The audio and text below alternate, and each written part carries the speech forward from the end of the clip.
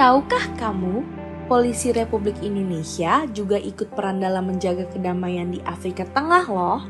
Sejumlah 140 personel Satgas Garuda Bayangkara dikirim untuk bertugas dalam program Foreign Police Unit Multidimensional Integrated Stabilization Mission in the Central African Republic atau MINUSCA, atau Pasukan Perdamaian Perserikatan Bangsa-Bangsa di Afrika Tengah. Kenapa sih pasukan Indonesia dikirim ke Afrika Tengah? Saat itu, Afrika Tengah sedang mengalami perang saudara. Sejak tahun 1989, Indonesia mengirimkan pasukan Satgas Garuda Bayangkara dalam misi menjaga perdamaian di negara-negara berkonflik dan pasca konflik. Total ada 2.400 personal Polri yang sudah diberangkatkan ke sejumlah negara konflik maupun pasca konflik.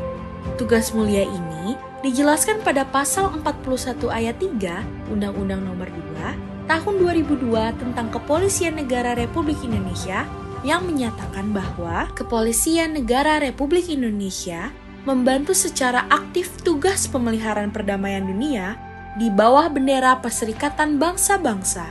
Pengiriman Satgas Garuda Bayangkara ini bagian dari upaya membangun anggota Polri dalam melaksanakan tugas khusus di misi internasional, membangun jaringan dengan kepolisian negara-negara lain, sehingga Indonesia memiliki kerjasama yang baik dalam berbagai bidang.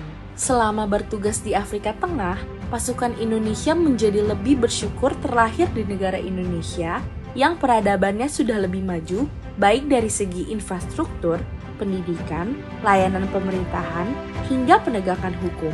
Setelah selama 1 tahun berada di sana, mereka pulang dan dianugerahi Satya Lencana Bakti Buana dari Presiden Joko Widodo.